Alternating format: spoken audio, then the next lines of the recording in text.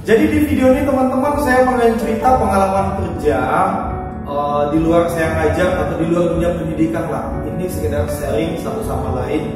Saya bukan kayak sombong gitu, pamer-pamer enggak, tapi ini lebih ke gimana cara bertahan hidup di perantauan, dunia perantauan gitu kan. Jadi kalau misalnya di skill kita A, udah kita harus beralih ke skill B, soft skill yang lain demi bertahan hidup gitu.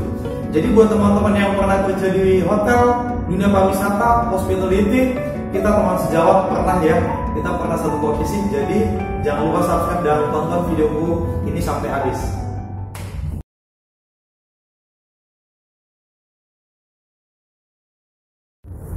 Nah, cerita kalau kerja di dunia perhotelan itu awalnya sih karena aku suka jalan-jalan ya, traveling. Kalau misalnya traveling, kalau di sekitar Sumatera Utara udah banyak kabupaten atau kota yang kunjungi. Medan sekitarnya lah, Medan, Danau Toba, Parapat, mana lagi, Brastagi, Kabanjahe, Nias, Sedimpuan, Tapsel, Taput, Tarutung, Dolok Sangkul, udah banyak. Di Kalang juga dari udah mungkin yang ke mana ya, Asahan, Kisaran saya belum pernah sama, atau Tanjung Balai gitu, yang arah ke sana belum. Tapi kalau dari Tapsel, Tapteng, Taput, Humbang Sundutang, Dolok Sanggul gitu kan, ke Binjai, Lampat, Stabat, Bandang, Pangkalan Susu, nah semua udah aku jalan itu.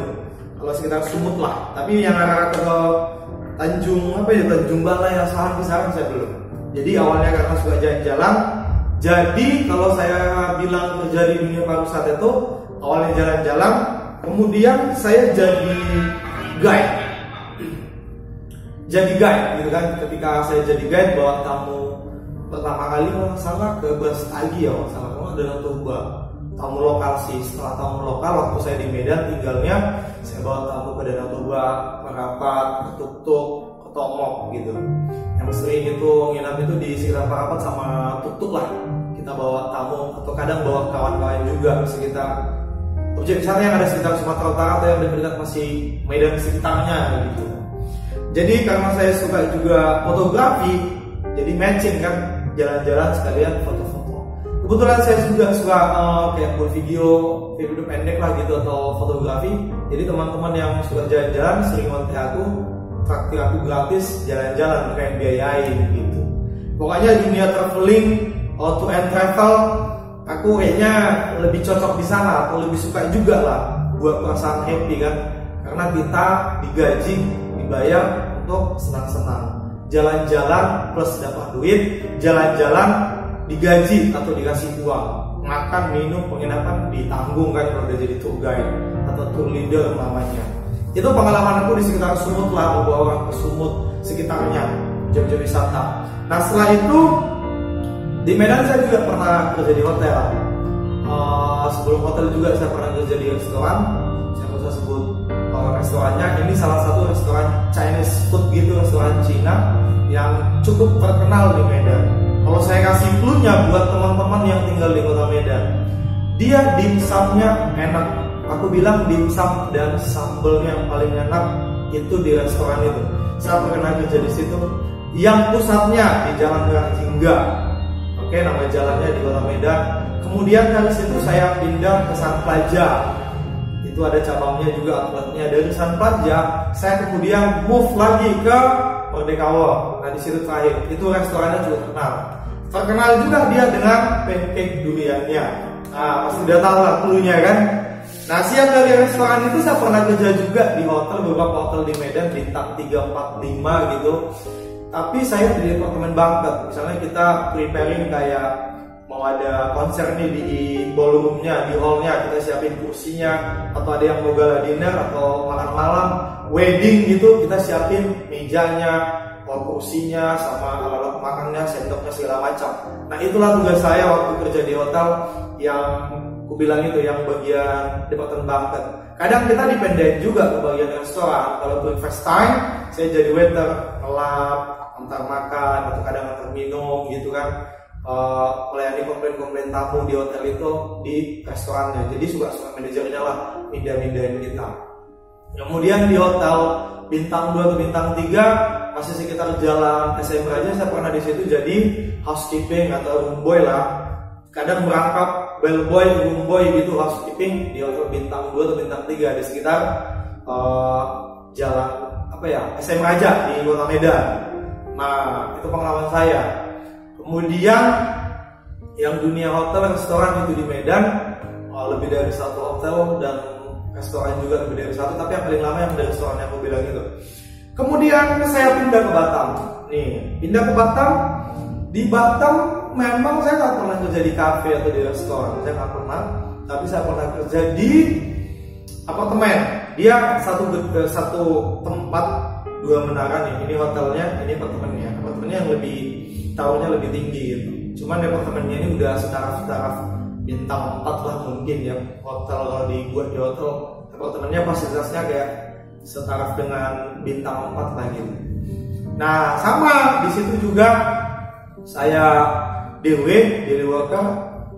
Saya masih ingat ya, gaji waktu itu di bawah 150 lah. Satu hari 130 ya, 130 atau 135 ribu satu hari. Nah, itu kadang masuk pagi jam 7, kadang pulang jam 7 malam gitu. Tetap gaji ya segitu 130, kasih makan memang. Itu kadang dikasih makan 2 kali atau 3 kali, kadang mau kasih dibungkus bawa pulang gitu. Cukup baik juga di hotelnya. Itu di apartemennya. Saya nggak usah sebut nama apartemennya. Di Batam juga apartemennya juga ada yang untuk di rental, ada juga yang dijual, di sell unitnya. Itu cukup mahal. MM-an lah 1 unit. Studionya MM-an ya kan, yang paling murah model studio 1 miliar lebih. Disitulah saya kerja di apartemen itu hanya 3 bulan atau 2 bulan saja. Kemudian menjadi tour guide. Jadi saya jadi tour guide ke Pinang, ke Singapura, ke Malaysia. Saya langsung ngurus paspor waktu itu tahun 2016 buat di Padang. Jadi saya ke Singapura dan Malaysia buat tamu. Dan aku juga pernah ke Bintan, bawa sendiri, ngedrive sendiri di sana, rental mobil di sana. Pernah juga private kan, bawa orang yang kayak motor private ke Bintang. Saya juga pernah bawa dari Batam ke Bintang, motor private di Bintang itu saya juga pernah. Kita naik motor pernah, atau naik mobil juga pernah di sana, rental di sana juga pernah gitu. Jalan-jalan lah di Pulau Bintan, Tanjung Pinang sama Kabupaten Bintang, dan lebih sering ke Lagoy yang ada di Bintang, Lagoy. Buat teman-teman yang udah pernah ke Lagoy mungkin tahu lah, bisa dibilang Bintang menjadi objek wisata nomor 1 di Provinsi Kepri. Kalau orang Singapura dan Malaysia bilang itu kayak Bali nomor 2-nya lah, gitu. Kayak Bali nomor 2 di Indonesia gitu. Nah, kemudian saya bisa juga bicara foto, drive mobil juga bisa. Kemudian apa lagi ya, guide orang juga ke Malaysia, ke Singapura juga bisa. Tapi sebelum saya bawa tamu kan, kalau ke Singapura, Malaysia itu saya traveling sendiri dulu, kayak solo backpacker gitu ke Singapura sampai berapa ya? Mungkin 3 kali, 3 times. Dan juga ke Malaysia, saya masuk dari Johor, kemudian ke KL sekitarnya, kemudian sampai ke Langkawi, Pulau Langkawi. Saya udah bawa tamu ke sana. Saya dari sana ya, Langkawi 2 malam atau 3 malam. Baru balik ke KL, dan KL ke Johor ke Singapura baru ke Batam. Gitu. Kemudian waktu saya, ini ya sedikit cerita ya. Kalau mungkin kerja di hotel atau di restoran kan ada tipsnya, dan juga jadi guide juga kadang kita dapat tips gitu. Kadang kita siap beresin mejanya tuh di restoran, kadang dikasih 10.000, 20.000. Pas kita yang antar minuman siap kita letakin, ada juga yang ngasih gitu. Itu aku alami di hotel, di restoran. Nah, kalau di hotel jadi bellboy atau roomboy itu sering dapat barang yang tinggal kayak sabun, sampo, botolan. Kadang uang 2.000 di bawah tilam, bawah kasur. Nah, itulah mau masuk kita kan. Kadang sendal jepit swallow. Tamunya kita cek dari Pulau Jawa sana Kalimantan, nggak mungkin balik ke Batam kan untuk jemput swallow yang warna itu. Ya kita bungkus lah gitu, kita bawa pulang. Kadang sampo yang botolan segini hanya sedikit dipakai kan, sisanya itu kita bawa pulang. Nah, itulah enaknya. Kalau bellboy gitu, tamu langsung keluar dari pintu taksi atau mobil depan hotel, kita bukain pintu taksinya, terus bagasinya kita angkat, barang-barangnya kita bawa ke lobby. Siap udah beres check-in, kita bawa ke kamar, kita antar. Nah, di situ lagi kita dikasih tips. Kayak di Batam atau di Medan, saya pernah tamu Singapura kasih bilang Singapura, kadang dikasih ringgit. Pernah juga orang Jepang yen, cewek itu sendiri dia kasihnya uang yen gitu, tipsnya dia kasih uang yen. Ya itulah kalau enaknya di dunia perhotelan atau dunia pariwisata, ada tips-tipsnya gitu.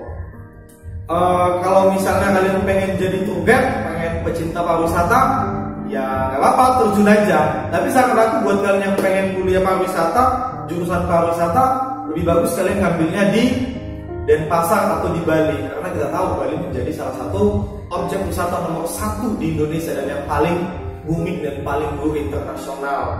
Nah, jadi kurang lebih itulah pengalamanku di dunia pariwisata, pernah kerja di restoran, di hotel, di apartemen, gitu, jadi guide, private guide. Itu aku yang nentuin sendiri harganya, bahwa orang tentukan harganya, tentukan ongkosnya segala macam, aku yang nentukan gitu, mau kemana, dan memang lebih fleksibel. Jadi intinya buat teman-teman yang di luar Batam, di luar Kepri, buat kalian yang pengen jalan-jalan ke Batam atau sekitar Kepri, ke Singapura, ke Malaysia, ke Bintan gitu, jangan lupa hubungi Galeri Laba. Mau jalan-jalan? Segera hubungi Galeri Laba.